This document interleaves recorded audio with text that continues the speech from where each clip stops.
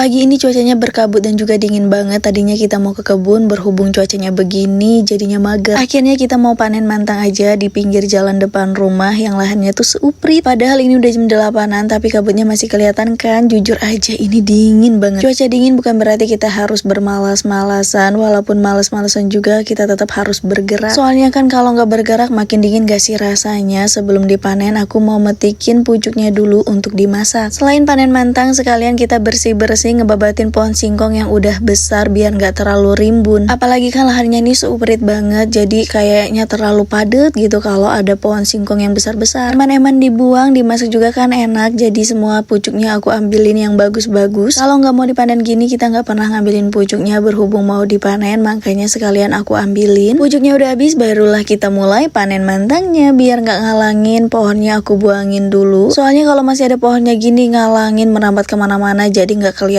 kan ubinya. Udah menongol sedari tadi, untungnya dicongkelnya juga mudah walaupun bentukannya bengkok gini. Tapi temen ya walah susah banget, tadinya aku yang nyongkelin sampai akhirnya Pasu dan juga emak aku turun tangan. Emang ini susah banget, rupanya kejepit antara batu, paralon dan juga coran. Kalau kayak gini kan gimana mau keluar ya, akhirnya dicongkel dulu batunya terus baru dicongkel lagi si mantangnya. Batunya udah lepas, tetap harus ngeluarin tenaga lagi buat nyongkel mantangnya karena akarnya ini cukup dalam. Ya akhirnya dapet juga. Ini dia mantang yang kita upayakan sesusah itu dari tadi. Ukurannya cukup besar dan bentukan yang gak rata, wajar aja kalau diambilnya susah. Panen mantangnya seru tapi susah banget soalnya ada paralon di sini, jadi sebisa mungkin kita nggak ngenain paralonnya. Walaupun paralonnya gak ada airnya dan gak dipakai lagi, tapi tetap jangan sampai pecah, siapa tahu suatu hari dipakai lagi. Mungkin karena di sini masih banyak pepohonan, jadi walaupun udah siang kabutnya tetap masih ada. Aku suka banget kalau cuacanya kayak gini, berasa adem gitu. Tapi susah buat jauh-jauh dari selimut karena dingin banget. Mak aku bagian yang ngebersihin pohon mantangnya dan ngorek-ngorek nyari di mana yang ada ubinya, sedangkan aku yang nyongkelnya. Karena kan kalau mau nyongkel pakai korek tuh susah, lebih mudah pakai golok, makanya kita bagi tugas. Mantangnya ada yang besar, ada yang kecil, walaupun kecil tetap kita ambil karena kalau nggak kita ambil nanti yang ada busuk aja. Udah dapet 1 ember penuh, tumpahin dulu ke bak, baru lanjut lagi panennya. Baru sebagian yang udah kita panenin, sebagian ke belakangnya belum, dan ini mau kita panenin semuanya tentunya. Nggak bakalan kita sisain 1 biji pun karena kan nanamnya juga barengan, otomatis umur atau umbinya juga barengan. Kalau ada yang ditinggal malah nanti nggak bisa dimakan kan sayang ya. Kayaknya penyebutan mantang ini beda-beda ya tiap daerahnya, soalnya waktu itu banyak yang bingung mantang itu apa. Mantang itu ya ubi jalar, kalau di tempat aku disebut mantang, jadi aku kebiasaan lah nyebutnya begitu. Wah, di bagian sebelah sini mantangnya gede-gede banget sama kayak pucuknya subur-subur. Udah berputar ini pikiran di kepala, kira-kira enak diolah jadi apa. Embernya udah penuh lagi dan kita juga udah beres panen-panennya. Mau aku satuin sama yang tadi, totalnya kita dapat 1 baskom ini. Lumayan banget karena hasilnya dengan memanfaatkan lahan seuprit di pinggir jalan tanpa diurus dan dipupuk bisa dapat mantang sebanyak ini. Ada beberapa tetangga yang nemenin kita panen juga, jadi hasil panen ini mau kita bagiin ke tetangga sedikit-sedikit. Nggak buat kita semua karena kan kalau untuk kita semua juga kebanyakan, jadi kita bagiin sebagian. Aku bawa bagian kita, berhubung panennya udah beres, videonya sampai sini dulu ya. Sampai jumpa di video selanjutnya.